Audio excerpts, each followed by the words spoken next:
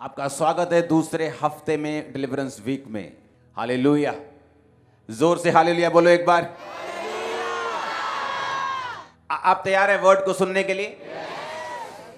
मैंने अपनी personal life में ये नोटिस किया है, जब भी आप छुटकारे की प्रेयर करते हैं कि परमेश्वर मुझे इस लेवल से छुटकारा चाहिए, मुझे इस चीज से छुटकारा चाहिए, मुझे फाइनेंशियल ट्रबल से छुटकारा चाहिए, मुझे कर्जे से छुटकारा चाहिए, मुझे इस बीमारी से छुटकारा चाहिए, मुझे अपने फैमिली मेंबर को मसीह में देखना है, इसके जीवन से, शैतान से मुझे छुटकारा चाहिए।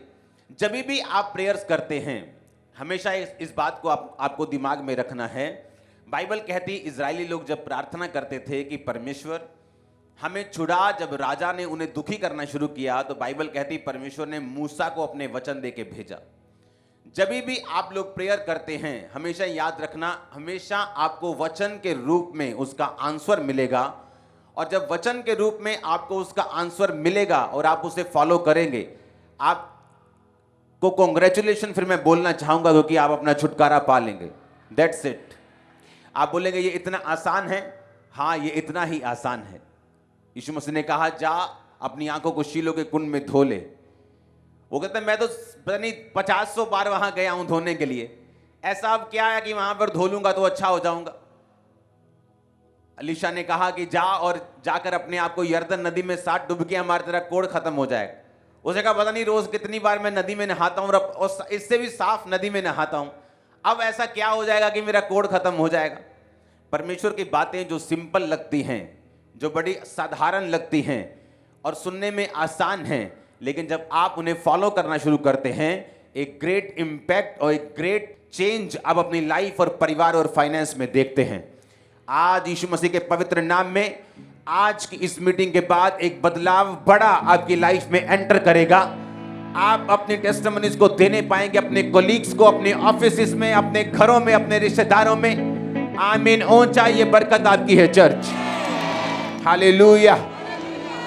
अब आपको ये बात समझनी है कि परमेश्वर ने जब जिस वचन की आज मैं बात करूंगा, मैं इसे 4 पार्ट्स में खत्म करूंगा। 4 से 6 भी हो सकते हैं। पहला आज संडे, दूसरा अगले थर्सडे, तीसरा और उससे अगले संडे चौथा, और परमेश्वर ने चाहा तो उसके बाद एक संडे और एक थर्सडे और। तो ये वचन आपको बड़े ध्यान से समझना और सुनना और ध्यान से फॉलो करना है। आमीन, आमीन। परमेश्वर किस तरह से चर्च में काम करता है, किस तरह से वो एक विश्वासी की लाइफ में काम करता है। बाइबल कहती है, पौलुस ने कहा अपने अपने उद्धार के विषय में काम करते जाओ। इसका मतलब क्या? उद्धार तो यीशु मसीह ने कर दिया। आपने यीशु मसीह को अपना उद्धारकर्ता ग्रहण कर लिया कि नहीं किया? किया है ना, इसलिए आप प्रभु भोज ले रहे हो। लेकिन बाइबल कहती है कि अपने उद्धार के विषय में काम करते जाओ। अगर एक बार मेरा उद्धार हो गया, मैंने जीसस क्राइस्ट को अपना उद्धारकर्ता ग्रहण कर लिया, स्वर्ग का अधिकारी बन गया, मैं स्वर्ग जा रहा हूं, आप स्वर्ग जा रहे हैं, जब यीशु मसीह लेने के लिए आएंगे हमें जीवित लेके जाएंगे। अगर हम ये बात पे विश्वास करते हैं तो बाइबल क्यों कहती है कि अपने अपने उद्धार के विषय में अब तुमको काम करना है? इसका मतलब कोई ऐसा काम है जो विश्वासी को परमेश्वर, एक विश्वासी को, एक पास्टर को एज ए बिलीवर वो आपको सौंपता है, जो आपको करना है, ताकि वो योजना, वो डेस्टिनी जिसके लिए आप बुलाए गए हैं, उद्धार पा लिया, ये तो शुरुआत है। आपने परमेश्वर को ग्रहण किया, ये तो शुरुआत है। परमेश्वर ने आपको अपने पास बुलाया है किसी बड़े काम के लिए, लेकिन वो काम आप हासिल नहीं कर सकते, वो बुलाहट आप हासिल नहीं कर सकते जब तक आप अपने उद्धार के विषय में काम नहीं करेंगे। अब काम आपको कैसे करना है, ये 6 हफ्तों में, 7 हफ्तों में इसी विषय में हम बात करेंगे कि आपको अपने उद्धार के विषय में काम कैसे करना है और क्या करना है। एक चेले 3, पतरस, याकूब और यूहन्ना, दूसरे चेलों से ज्यादा आशीषित, ज्यादा अनॉइंटेड, ज्यादा असरदार, ज्यादा रिजल्ट पौलुस के पास जो कलीसियाएं थी, बाइबल कहती है किसी ने भी इतनी कलीसियाएं स्थापित नहीं की थी, इतना सुसमाचार नहीं सुनाया था जो पौलुस ने सुनाया था। कारण यह नहीं था कि पौलुस परमेश्वर से कुछ स्पेशल ग्रेस लेके आया था। बाइबल कहती है आप जब विश्वासी बनते हैं, मैं जब विश्वासी बना, हर एक विश्वासी को मेजर ऑफ फेथ, एक विश्वास का मापदंड, एक विश्वास का माप, यानी कि हम सब के लिए जब हम मसीह में आए तो एक एक कटोरा हमें विश्वास का दिया जाता है। किसी को कम नहीं दिया जाता, किसी को ज्यादा नहीं दिया जाता। पर बाइबल कहती है परमेश्वर का राज्य एक बीज के समान है, राई के दाने के समान है। जब वो जमीन में लगा दिया जाएगा तो बढ़कर, लिखा 12 फुट से भी बड़े पेड़ की परमेश्वर ने एग्जाम्पल दी कि वो इतना बड़ा हो जाएगा कि आकाश के पक्षी भी उसमें बसेरा करेंगे। इसका मतलब यह है कि परमेश्वर जब आप विश्वासी बनते हैं, हम सबको एक तरह का विश्वास देता है, सबको एक तरह का माप देता है। अब हमें क्या करना है, हमें सब तरह सबको राई का एक एक दाना मिलता है। कोई तो उस दाने को छुपा लेता है, कोई तो खराब कर देता है, कोई तो उसे बोता नहीं, लेकिन कोई उसे बोता भी है, उसे सींचता भी है, उसकी रक्षा भी करता है, प्रार्थना भी करता है और उसको फलवंत होता हुआ देखता भी है। आज इस वचन को सुनने के बाद आप अपनी जिंदगी को फलवंत होते हुए और बढ़ते हुए और आगे जाता हुआ देखेंगे। आमीन। मेरे को खंबरे के बाहर जाना चाहिए, आमीन, इतना ऊंचा होना चाहिए। हालेलुया। अब मैं आपका बेस इसलिए बना रहा हूं इस वचन से पहले, ताकि आपको मालूम हो कि आपका एक रोल है। जब तक आप उस रोल को अदा नहीं करते, आप नेक्स्ट लेवल पे नहीं जाते। एक टाइम होता है जब एक मां अपने बच्चे को जन्म देती है, उसे पालती है, जबरदस्ती खाना भी खिलाती है, उसे साफ करती है, उसे नहलाती है, उसकी केयर करती है, उसके संग संग रहती है। लेकिन जब वो बच्चा बड़ा हो जाता है, तब माँ ये चाहती है कि अब बच्चे की वो केयर नहीं करे, बच्चा उसकी केयर करे। वो बाजार से सामान लेके आए, वो घर की रक्षा करे, वो घर के लिए काम करे, वो अपनी माँ को फॉलो करे, माँ की रक्षा करे। वैसे ही जब आप परमेश्वर में आते हैं, परमेश्वर आपकी केयर करता है, वो आपको सुरक्षित रखता है, वो आपको बचा के रखता है, वो आपको ब्लेस करके रखता है। लेकिन जब आप बड़े हो जाते हैं, मसीह में कुछ समय हो जाता है, 3 साल 4 साल 5 साल, अब आप अडल्ट यंग हो गए, अब आप यंग हो गए, परमेश्वर अब चाहता है कि जो केयर वो आपकी करता था, अब ऐसा नहीं चलेगा। आपको विश्वास के साथ चलना होगा, काम करके चलना होगा, अपने उद्धार के विषय में खुद काम करना होगा और स्टेप आगे बढ़ाने होंगे, ताकि जिस काम के लिए प्रभु ने आपको बुलाया वो काम आपकी जिंदगी में पूरा हो सके। आमीन। अब बात यह है कि क्यों एक चेला ज्यादा अनॉइंटेड और दूसरा चेला कम, क्यों एक सेवकाई ज्यादा फलवंत और दूसरी उससे कम और कोई तो बिल्कुल फलवंत नहीं। कारण परमेश्वर नहीं है, कारण वो व्यक्ति है जो परमेश्वर के साथ चल रहा है। किस तरह का व्यक्ति? यीशु मसीह ने कहा जब बीज बोया जाएगा, कई बीज तो शैतान उठा के लेके जाएगा, कोई बीज झाड़ियों के बीच में गिरेगा, थोड़ा सा फूलेगा लेकिन फिर दब जाएगा, कोई पत्थर के गहरी मिट्टी ना जहां होगी वहां बीज जाएगा और जब सूर्य निकलेगा वो बीज सूख जाएगा। कोई अच्छी भूमि पर गिरेगा, 30 गुना 60 गुना और 100 गुना फल लेके आएगा। अच्छी भूमि पर गिरने के बाद भी वो बीज सब एक जैसा फल नहीं लेके आ रहे, कोई 30 गुना लेके आ रहा है, कोई 60 गुना लेके आ रहा है, कोई 100 गुना लेके आ रहा है। अब ये मुझ पे आप पे निर्भर करता है कि हम परमेश्वर के वचन को कितना सीरियसली लेते हैं और अपनी जिंदगी में कैसा फल हम चाहते हैं। अब मैं वचन को शुरू करता हूं, प्रेरितों के काम 1 उसकी 20 से 22 आयत। ये उस समय की बात है जब यहूदा इस्करियोती ने यीशु मसीह को पकड़वा दिया चांदी के 30 सिक्कों में। उसे पता क्या लगता था? जो ज्यादा चालाक होते हैं कई बार मारे जाते हैं। उसे लगता था कि यीशु मसीह का कोई कसूर ये साबित नहीं कर पाएंगे। यीशु मसीह के पास पावर है लंगड़ों को चलाने की। मैंने खुद देखा यीशु मसीह के पास पावर है अंधों को दिखाने की। जब यीशु मसीह को पकड़ने के लिए आएंगे, ये अंधे हो जाएंगे तो मुझे पैसा मिल जाएगा। वो लालची था, तो उसने सोचा कि यीशु मसीह का पता ही देना है कि वो वहां बैठा है, इसमें क्या प्रॉब्लम है, वो जीवित परमेश्वर अपने आप को खुद बचा लेगा, मेरा फायदा हो जाएगा। लेकिन उसे मालूम नहीं था कि वो एक शैतानी प्लान का हिस्सा बन रहा है, क्योंकि जीसस क्राइस्ट ने कहा था धन्य हैं, अगर धन्य होता, भला होता कि वो मनुष्य पैदा ही ना होता, क्योंकि जिसने मुझे पकड़वाया है उसका पाप बड़ा है। और जब वो पकड़वाया गया तो जब उसने देखा कि यीशु मसीह ने अपने आप को छुड़ाया नहीं, क्योंकि उसे मालूम नहीं था कि ये परमेश्वर का प्लान है कि वो 3 दिन अपने आप को नहीं छुड़वाएगा, मारा जाएगा, गाड़ा जाएगा, तीसरे दिन मुर्दों में से जी उठेगा। उसे ये मालूम नहीं था। जब यीशु मसीह पकड़वाए गए, उसने जाकर अपने आप को फांसी दी और वो मर गया। और भजन संहिता का वचन पूरा हुआ, प्रेरितों के काम 1 उसकी 20 से 22। भजन संहिता में लिखा है उसका घर उजड़ जाए, उसमें कोई ना बसे और उसका पद कोई दूसरा ले ले। ये वचन पतरस ने पढ़ा, क्योंकि हुआ क्या, जब यहूदा इस्करियोती मर गया तो चेले 12 के 11 रह गए। तो उन्होंने सोचा जो परमेश्वर ने इस्टेब्लिश किया है उसको हम तोड़ेंगे नहीं। अगर चेले 12 चुने थे तो हम उससे 12 ही रखेंगे। तो ऐसा करते हैं, हम एक चेला चुनते हैं, क्योंकि भजन संहिता में जो प्रोफेटिक वर्ड हुआ था यहूदा इस्करियोती के लिए कि उसका पेट फट जाए, उसकी आंतड़ियां निकल जाए, और वैसे ही वो मरा। जब वो गिरा फांसी से तो उसका पेट फटा, आंतड़ियां निकल गई, उसका पद कोई दूसरा ले ले। तो ये प्रोफेटिक वर्ड था कि जो व्यक्ति यीशु मसीह को पकड़वाएगा उसका पद, उसका स्थान कोई दूसरा लेगा। तो पतरस ने कहा कि अब इसलिए जितने दिन तक प्रभु यीशु हमारे साथ आते जाते रहे, अर्थात यूहन्ना के बपतिस्मे से लेकर उसके हमारे पास से उठाए जाने तक जो लोग हमारे साथ बराबर आते जाते रहे, उचित है उनमें से एक व्यक्ति हमारे साथ जो उसके जी उठने का गवाह हो जाए। अब पतरस ने क्या कहा? उसने कहा कि अब ऐसा करो, एक चेला चुनते हैं और वो चेला जो होगा हमारे साथ परमेश्वर के जी उठने का गवाह होगा। पर उस चेले की काबिलियत क्या होनी चाहिए? उसने कहा जितने दिन तक प्रभु यीशु मसीह हमारे साथ रहे, यूहन्ना के बपतिस्मे से लेकर उठाए जाने तक, यानी जीवित उठाए जाने तक, जो लोग बराबर हमारे साथ रहे।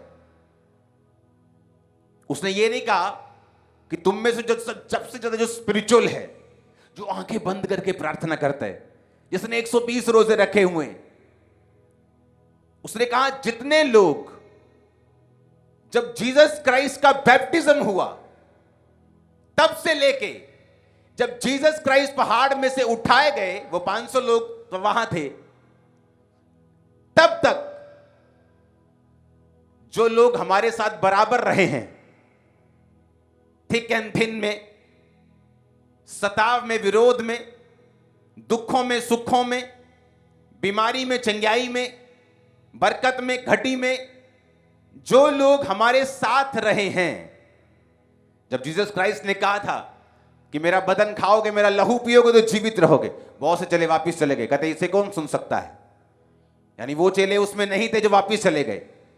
उसने कहा जो जीसस क्राइस्ट ने जो कहा लोगों ने बिना ठोकर के माना, उसमें से एक चेला मुझे चाहिए जो इसकी जगह ले सके, यहूदा इस्करियोती की। अब बाइबल कहती है वो लोग सामने आए जो लोग शुरू से लेके एंड तक उनके साथ रहे थे। तो बाइबल कहती है एक चेला उनमें से चुन लिया गया, मत्तिया को चुन लिया गया और बाकियों को छोड़ दिया गया। अब एक वचन लूका 6 उसकी 12 और 13 में पढ़ूंगा। उन दिनों में जीसस क्राइस्ट यीशु मसीह पहाड़ पर प्रार्थना करने के लिए गए और परमेश्वर से प्रार्थना करने में सारी रात बिताई। जब दिन हुआ तो उसने अपने चेलों को बुलाकर उनमें से 12 चुन लिए और उनको प्रेरित कहा। मैं आपको बताना चाहता हूं परमेश्वर कैसे काम करता है। जब जीसस क्राइस्ट रात को प्रार्थना करने के लिए पहाड़ पे गए और फुल नाइट प्रेयर की, जब फुल नाइट में वापस आए तो चेले सब मिले। वो 12 चेले नहीं थे, बहुत से चेले थे, बहुत सी भीड़ थी परमेश्वर की जो साथ रहती थी। बाइबल कहती है परमेश्वर ने अपने चेलों को बुलाकर उनमें से 12 चुने। कौन से चेले? जो हर टाइम परमेश्वर के साथ रहते थे। वो सारे परमेश्वर ने नहीं चुने, उनमें से भी 12 जो थे वो परमेश्वर ने चुने। वो 12 जब परमेश्वर ने चुने तो बाइबल कहती है उन 12 को परमेश्वर ने अधिकार दिया कि वो दुष्ट आत्माओं को निकाले, वो बीमारियों को दूर करे। जहां जहां जीसस क्राइस्ट खुद जाने को थे वहां उनको परमेश्वर भेजते थे और वो जाकर दो जाकर परमेश्वर के नाम का प्रचार करते थे, लोगों को चंगा करते थे और लोगों को सुसमाचार सुनाते थे। अब मैं आपको एक बात बताना चाहता हूं। एक क्रिश्चियन व्यक्ति अगर अपनी लाइफ में डिलीवरेंस को चाहता है, अगर वो चाहता है मेरा छुटकारा हो, मेरी अगर मिनिस्ट्री है तो वो एक नेक्स्ट लेवल पे जाए। आप जानते पास्टर्स लोग दुखी क्यों रहते हैं? उनका कारण है जब आपकी चर्च ग्रोथ करना बंद कर देती है, जब एक पानी बहना बंद हो जाता है, वो स्मेल करने लगता है, वो बदबू देने लगता है। कभी पानी देखो खुला छोड़ दो, बिल्कुल साफ पानी बॉटल में से निकालो, हाँ फ्रांस का पानी निकालो 500 रुपए लीटर, उंडेल दो 10 लीटर, थोड़ी देर बाद देखो क्या होता है, मच्छर बैठना शुरू हो जाएगा, बदबू आनी शुरू हो जाएगी, पानी गंदा होना शुरू हो जाएगा। आपने कुछ गंदगी नहीं डाली, साफ बर्तन में डाला है, लेकिन फिर भी वो गंदा हो गया क्योंकि उसने बहना बंद कर दिया। नदी का पानी जिसमें मिट्टी भी गिरती है, जिसमें पत्थर भी हैं, मछलियां भी हैं, आप देखोगे कई नदियों का पानी इतना साफ है कि आप वो आर पार देख सकते हैं, उसे पी सकते हैं, आपको कोई प्रॉब्लम नहीं होगी, बल्कि आपकी हेल्थ अच्छी होगी। पास्टर्स दुखी रहते क्यों? क्योंकि उन्होंने ग्रोथ करना बंद कर दिया, उन्होंने ग्रो करना बंद कर दिया। अब वही लोग हैं 50, वही 100, वही 200, अब किसी की लाइफ में तो टेस्टिमनी 5 साल में बननी है, वो हर महीने हर हफ्ते पास्टर को आके तंग कर रहा है मेरे लिए प्रेयर करो, और पास्टर को करनी पड़ रही होगी, वो 200 लोगों में ही है, तो इसीलिए उसका फेथ और उसकी लाइफ जो है वो इफेक्टेड रहती है और वो परमेश्वर में बढ़ नहीं पाता। अब बहुत सी ऐसी चीजें हैं, बहुत से ऐसा छुटकारा है जो आपका फाइनेंस का है, आपको नहीं मालूम आपको आपको इस दुकान से अगली दुकान में लेके जाना चाहता है, वो आपके बिजनेस को चेंज करना चाहता है, वो आपके फाइनेंस को ब्लेस करना चाहता है। लेकिन ये सारी चीजें आपको तभी मालूम हो सकती हैं अगर आप स्पिरिचुअल हैं और आप छुटकारे के वचन को जानते हैं, जो अब मैं आपको बताने जा रहा हूं। अब आपको ये बात मालूम होनी चाहिए कि छुटकारा हर एक व्यक्ति को चाहिए। एक मां को चाहिए जब उसका बेटा नशा करता है, उसकी बेटी जब व्यभिचार में जाती है, जब इसका एक पास्टर की कलीसिया बढ़ती नहीं, जब एक फाइनेंस बढ़ता नहीं, जब कर्जे के नीचे होते हैं, जब पढ़ाई में अच्छे नंबर नहीं आते, आपको मालूम नहीं क्या करना है। हर एक व्यक्ति जो इस धरती के ऊपर है उसको छुटकारा चाहिए, चाहे वो किसी भी लेवल पे क्यों ना चला जाए, उसको अगले लेवल पे जाने के लिए छुटकारा चाहिए। अब छुटकारा होगा कैसे? अब बाइबल कहती है कि जब लोगों में से प्रेरित चुने गए, तो जब जीसस क्राइस्ट ने चुने तो उन्हीं लोगों में से चुना जो जीसस क्राइस्ट के हमेशा साथ रहते थे।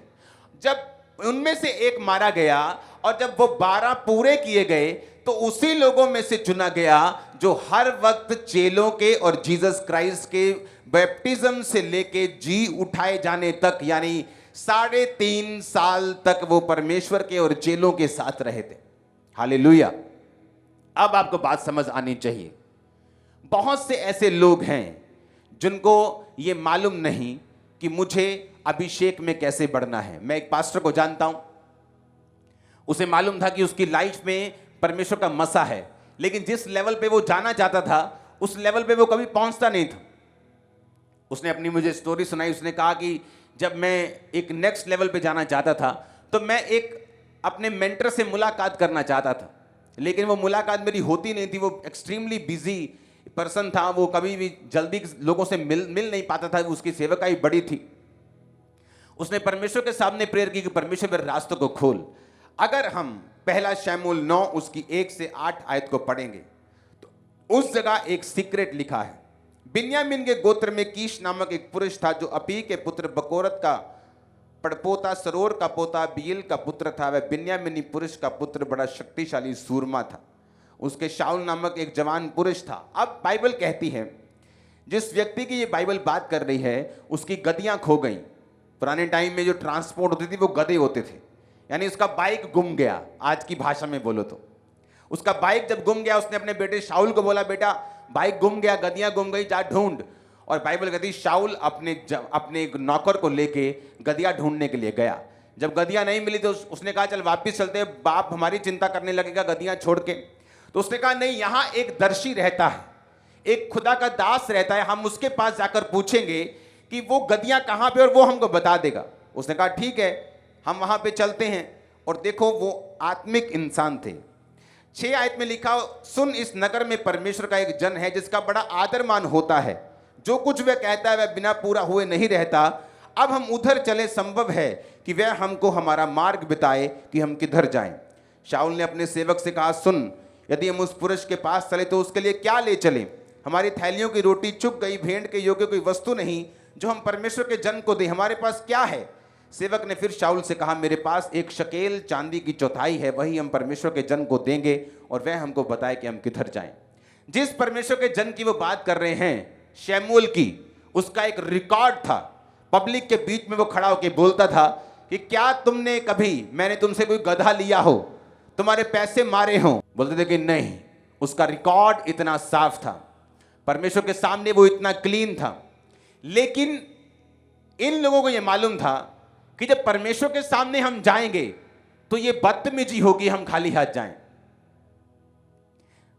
जब वो पास्टर मुझे स्टोरी सुना, उसने कहा कि मैंने अपना एक सीड तैयार किया $50,000 का, और मैंने वो सीड को परमेश्वर को बताया कि परमेश्वर मुझे ये बोना है और मुझे अपने मेंटर से मिलना है। कोई भी मेंटर जो आत्मिक है, जो स्पिरिचुअल है और रियल परमेश्वर में बड़ा हुआ है, उसे पैसे से कोई प्यार नहीं। लेकिन जो पैसा है वो ये शो करता है कि वो व्यक्ति सीरियस है जो आपकी मेंटरशिप के नीचे आना चाहता है। अब हुआ क्या, जब वो उस व्यक्ति से मिला, उसका सीड उसने लिया, उससे बात की, उसकी ज़िंदगी के बारे में, वो सारा सिस्टम बदलना शुरू हुआ, चेंज होना शुरू हुआ, ग्रोथ होनी शुरू हुई। आज वो कहीं का कहीं पहुंच गया। वो सब टीवी पे आते हैं, मैं उनका नाम नहीं लेना चाहता, लेकिन ये पॉसिबल कैसे है? कोई भी जेन्युइन मैन ऑफ गॉड पैसे से प्यार नहीं करता। अगर आप बाइबल में देखें, यहोवा पिता ने कहा, तुम अगर कोई गलती करो तो पाप बलि लेके आना। पाप बलि क्या थी? भेड़, बकरी। उसने ये नहीं कहा जब गलती करो तो मुंह से माफी मांग लेना। अगर कोई दोष करना तो दोष बलि लेके आना। मुझसे मिलना है, भेंट लेके आना, होम बलि लेके आना। हर टाइम परमेश्वर कहता था कि जब भी तुमने कुछ करना है, शब्दों से नहीं, वो कर्मों से होना चाहिए। अगर मैं आपको ये वचन नहीं दूंगा, मैं जानता हूं बहुत से पास्टर्स और लोगों का छुटकारा नहीं होगा। और मत सोचो मुझे आपका पैसा चाहिए। आप आज जो ऑफरिंग डाल रहे हैं उसे हम देखते भी नहीं, मैं भी नहीं, मेरी वाइफ भी नहीं, मेरा परिवार भी नहीं। सीधा बैंक जाती, बैंक से खर्चे होते हैं। पक्की ऑफरिंग पूरे बैंक जाती, 100% चेक से खर्चे होते हैं। ये चर्च का असूल है, ताकि चर्च में आने वाले टाइम में भी, मैं यहां हूं, मैं अमेरिका में हूं, कभी कोई गड़बड़ ना हो। लेकिन अगर मैं आपको वचन नहीं दूंगा, आपको यह मालूम नहीं होगा कि किस तरह से परमेश्वर में बढ़ा जा सकता है। हालेलुया। कोई लोग, मैंने देखा फॉरेन में कुछ लोग इतने समझदार होते हैं, जब वो एक मिनिस्ट्री के ऊपर ग्रेस देखते हैं, हमेशा उस मेंटर के पास वो बोने के लिए जाते हैं, ताकि वो सेम ग्रेस उनकी लाइफ के ऊपर फॉलो करें। मैं ऐसे लोगों को जानता हूं जो जस्ट एक बिजनेसमैन थे, लेकिन जब अपने मेंटर के पास गए, और मैं इतनी बड़ी चर्च, आप इमेजिन करो जितनी हमारी चर्च है इससे आधी लगा लो, तब भी बहुत बड़ी, लाखों में चर्च, फिर भी वो आदमी अपने मेंटर के पास एक प्लेन या 2 प्लेन बदल के 2 महीने में 3 बार, कई बार महीने में 2 बार भी जाता था। और लोग हैरान होते थे कि इतनी बड़ी चर्च है, लेकिन तू यहां क्या करने आता है? उसने कहा तुम नहीं जानते, लेकिन जब साल बीता, 2 साल बीते, 3 साल बीते, उसकी चर्च उसके देश की सबसे बड़ी चर्च बनी 3 साल के अंदर अंदर। कारण क्या था? कि कौन अच्छा है उसको नहीं चुना, कौन साथ रहा है। जब मूसा का मसा यहोशू को मिला, तो कौन अच्छा है ये नहीं, कौन मूसा के साथ रहा है। मूसा का सगा भाई भी उसके साथ नहीं था जब वो पहाड़ के ऊपर था, यहोशू उसके साथ था। आज लोगों को लगता है कि बस मसा मतलब कि किसी मैन ऑफ गॉड के पास जाएंगे, बोले पापा जी रखिए हाथ मेरे, उसमें हाथ रखाएंगे, मसा ट्रांसफर। ऐसा कभी नहीं होता, ये नॉन बिब्लिकल है। ये लास्ट पार्ट है जो आप पहले मांग रहे हो, ये लास्ट हिस्सा है, ये लास्ट में आता है, आप पहले मांग रहे हो। हम जितना स्पिरिचुअली सेंसिटिव होंगे, क्योंकि अगले ये 4 पार्ट्स अगर आपने सुन लिए, आप बिल्कुल क्लियर होंगे अपनी लाइफ में। क्योंकि जितना आदमी स्पिरिचुअली सेंसिटिव है, स्पिरिचुअली वो समझदार है, उसकी बरकत उतनी ज्यादा है। किसी भी सेवकाई को जब आप बड़ा होते देखते हैं, आपको यह मालूम नहीं होता पीछे स्टेप्स क्या हैं, उसकी ग्लोरी तो दिखती है, स्टोरी क्या है, बैक स्टेज वो कैसा है, अपने घर में वो कैसा है, किस तरह से परमेश्वर ने उसे बढ़ाया है, उसका रीजन क्या है। अब जब वो हर हफ्ते, कई बार महीने में 2 टाइम, 2 महीने में 3 बार, और ये नहीं कि बिल्कुल पास है, दूसरे देश से अपने प्लेन्स को चेंज करना, कभी 1 कभी 2 फ्लाइट्स को चेंज करना, फिर जाना फिर पहुंचना। ये नहीं कि सेवकाई छोटी है, तब भी बड़ी हुई सेवकाई में भी हर टाइम वो इतना मसे में बढ़ गया, वो इतना कैरी करने लगा, इतना रेप्लिकेट करने लगा, इतना ज्यादा ग्रेस को फॉलो करने लगा अपने स्पिरिचुअल फादर की, कि सेम मिरेकल्स होने लगे, और चर्च 3 साल में उस देश का सबसे बड़ा चर्च बन गया। आज तक वो सबसे बड़ा है। हालेलुया। लेकिन कारण क्या? कारण वो कभी भी आपको स्टेज पे नहीं बताएगा। कारण मैं जानता हूं, कारण वो लोग जानते हैं जो उसके करीब रहे, कारण वो लोग जानते हैं जिन्होंने सारी बातों को अपने जीवन में होता हुआ देखा है। जितने आप स्पिरिचुअली सेंसिटिव और समझदार हैं, उतना ज्यादा चांस है कि आप स्पिरिचुअली, फिजिकली, मेंटली, फाइनेंशियली, सब तरफ से आप ग्रो करेंगे। हालेलुया। अब देखो, शमूएल की ये गारंटी है कि वो लालची नहीं था, लेकिन इन लोगों को मालूम था कि जब हम एक दर्शी के पास जाएंगे तो हमें कुछ भेंट लेके जाना है। जब हम परमेश्वर के पास जाएंगे हमें कुछ भेंट लेके जाना है। ये बात पैसे की नहीं, बात ऑनर की, बात इज्जत की, बात सेंसिटिव होने की है। आमीन। मेरे स्पिरिचुअल फादर के पास बहुत पैसा था, लेकिन जब मैं उनके पास जाता था कभी भी खाली हाथ नहीं। क्यों? और अगर मान लो मैं किसी देश में गया हूं और वहां की लोकल करेंसी मान लो नायरा है, एक नायरा मतलब ₹1 मतलब 10 नायरा, एक डॉलर मतलब 300 नायरा का है। मैंने कभी भी उनकी लोकल करेंसी में मैंने उनको कभी भी ऑफरिंग नहीं दी। अगर मान लो मेरी ऑफरिंग $10,000 है या $20,000 है, तो उनकी लोकल करेंसी में वो 40 लाख बनता है। तो 40 लाख जो मैं लेके जाऊंगा इतना लगेगा, वो लगेगा कि मैं बहुत बड़ी ऑफरिंग लेके आऊं। लेकिन मैंने ये नॉनसेंस कभी नहीं की। कभी मैंने गड्डियों से उनको इंप्रेस करने की कोशिश नहीं की। जब भी गया हूं मैं ऐसी करेंसी के साथ गया हूं कि जस्ट वो इतनी सी लगे, मैं जस्ट साइड पे रख दूं। कितने मेरी बात को समझ रहे हैं? ताकि उनको बड़ा लगे। वो कौन सा यूएस में जाते हैं, उनको बड़ा लगे ताकि वो नायरा नायरा बिखर जाएं। हाँ, 500 नोट, वही $10,000 अगर आप नोटों में कन्वर्ट कर दें, 100 के नोटों में, तो ढेर लग जाएगा 8 लाख रुपए का। लेकिन ये नॉनसेंस है। मैंने कभी ये नॉनसेंस अपने स्पिरिचुअल फादर के साथ नहीं की। कारण यह है कि जब हम स्पिरिचुअली बुद्धिमान होते हैं, हमें मालूम होता है ग्रेस को किस तरह से कैप्चर करना है, ग्रेस को किस तरह से लेना है और अपनी लाइफ में किस तरह से हमें काम करना है। हालेलुया। अब यहां पर वो चेले चुने गए जो साथ थे। मैंने देखे आप किस तरह के हैं वो कवर हो जाता है, लेकिन अगर आप साथ नहीं हैं, बहुत से लोग हैं, मैं उनको कभी रिकमेंड नहीं करता। बोलते हैं मुझे आके सेवा करनी है, मैं बोलता नहीं, तुम अपना काम करो। वो बोलते हैं अच्छा, शायद खुदा ने कहा है। वो खुदा ने नहीं कहा, क्योंकि ये ऐसा बड़ा डिसीजन होता है जिसमें मैं ये एक्सपेक्ट करता हूं कि तुम कहो नहीं, मुझे काम नहीं करना, मुझे सेवा करनी है। क्योंकि ये आसान नहीं होता। जब आप सेवा करने के लिए जाते हैं या अपनी लाइफ समर्पित करते हैं, तो बहुत से चैलेंजेस होते हैं, बहुत से ट्रबल्स होते हैं। तो वो ट्रबल्स में कोई ये नहीं चाहता कि आपके वर्ड्स को, कि आपने कहा था, कोई ये रिस्क लेना नहीं चाहता। अगर तुमको सेवा करनी है, तुम्हें अपनी गारंटी पर, अपने चैलेंज पर, अपने रिस्क के ऊपर आना है और सेवा करनी है। हालेलुया। तब बाइबल कहती है जो लोग उनके साथ थे उनमें से एक चुना गया, जो शुरू से लेकर एंड तक उनके साथ थे। जीसस क्राइस्ट ने वो लोगों को चुना जो शुरू से लेकर उसके साथ थे। उसके बाद एक चेला जब मर गया, दूसरा चुना, तो वही चुना जो शुरू से लेकर उनके साथ था। वो लोग जो सेवकाई में निरंतर साथ हैं, वो लोग हमेशा जो थिक थिन में, हर मौसम में साथ हैं, हर तरह से साथ हैं, वही परमेश्वर के इस अभिषेक को जो उनके मेंटर्स की लाइफ पे खुदा ने उनको दिया होता है, उनकी लाइफ पे आता है। Hallelujah, hallelujah. आप बहुत गहरी बातों को सुन रहे हैं, आप सेम नहीं रहेंगे। जब हम स्पिरिचुअली बुद्धिमान होते हैं और हमें मालूम होता है कि परमेश्वर का काम करने का तरीका क्या है, चाहे आप कई बार 5 साल एक चीज के लिए प्रार्थना करते रहें, लेकिन बाइबल कहती है जो अधिकार परमेश्वर ने अपने जनों को दिए हैं, उन अधिकारों में से ही आपको परमेश्वर बरकत देता है।